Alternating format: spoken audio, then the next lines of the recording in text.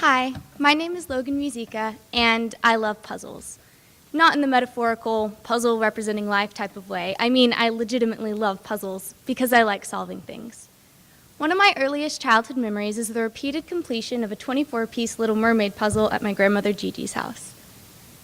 I don't know what started the tradition, but during every visit I would go down there and put the same pieces together over and over and over again. And after each completion I would ask, am I a genius? Which was ascertained every time.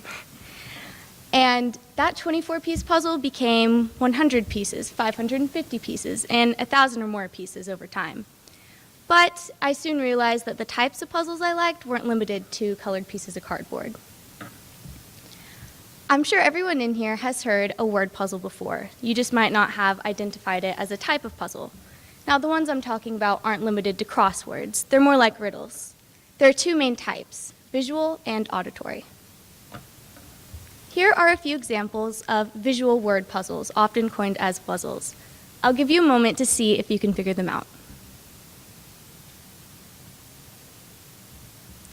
The answers here are small misunderstanding, quarterback, which is supposed to be backwards. I don't know why I didn't do that. No one knows, and all dressed up and no place to go. It's an accomplishing feeling, right? Then there are auditory word puzzles, which usually require some sort of play on words.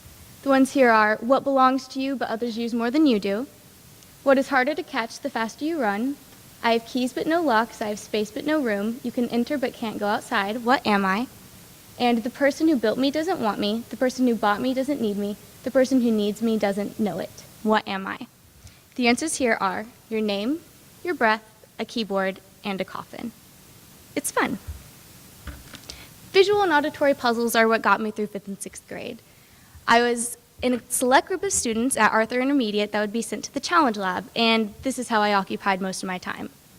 I like how you look at them or hear them at first and don't immediately know what the answer is. You have to ponder the nuances or small meanings that you might not have seen at first. But, as you can see, they became kind of easy to decipher, so I decided to find more of a challenge. This is Einstein's riddle. He initially claimed 98% of the world would be unable to solve it. However, I disagree. I think anyone can do it as long as you just have patience and determination. It took less than 10 minutes to solve, and it wasn't this puzzle alone, but ones of this same idea that got me through the first half of junior high. And then I discovered something else.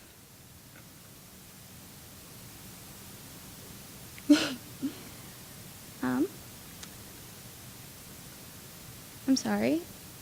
This is out of order. This is some Java code I wrote a few years ago. I initially took a computer science course on a whim, but soon discovered I had a knack for programming. I was one of the only girls in the Computer Science Society at Kennedale High School, and we would compete both regionally and virtually at many different events. I even won state for one of the competitions. Computer science was new and exciting in a way I'd never seen before. It was like solving an entirely new puzzle in a completely different language, and I loved every minute of it. But as time progressed, there was another aspect of my life, which you already got a sneak preview of, that I decided I wanted to spend my time solving, and that would be dance. I began dancing at age 2.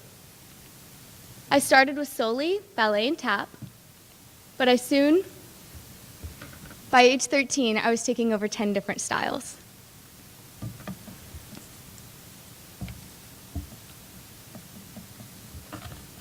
At that time, a trend occurred in the dance world wherein recreational dance turned to competitive teams.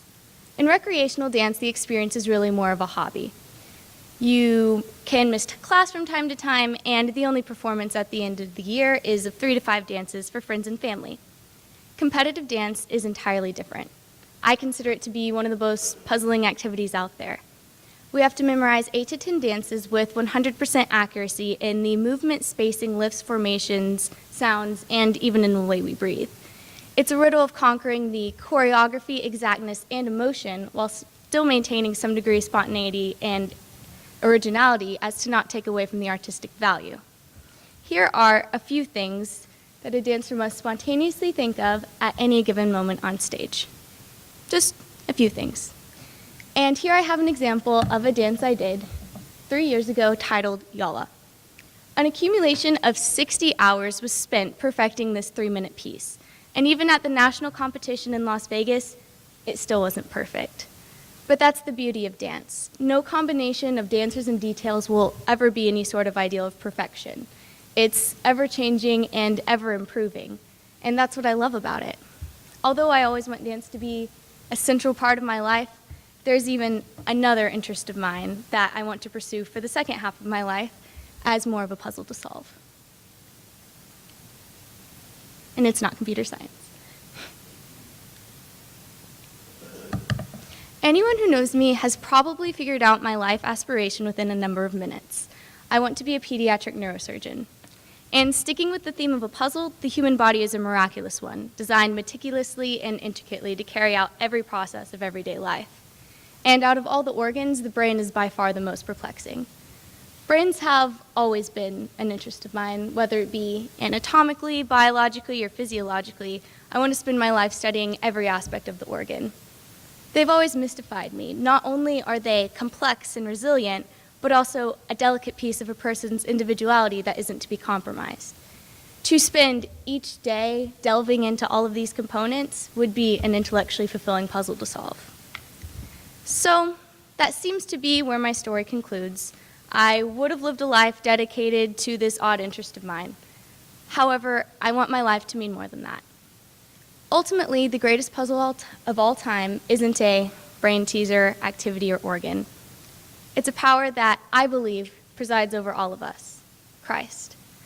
But the puzzle of Christianity isn't in determining its historical accuracy or even existence itself. It's despite there being doubts in the world about these things, despite that not being the central goal of everyone else's life, making faith the central aspect of mine. I wish to live a life in accordance to a plan that is greater than I could ever fathom. Because at the end of the day, all a puzzle is really about is the bigger picture. Thank you.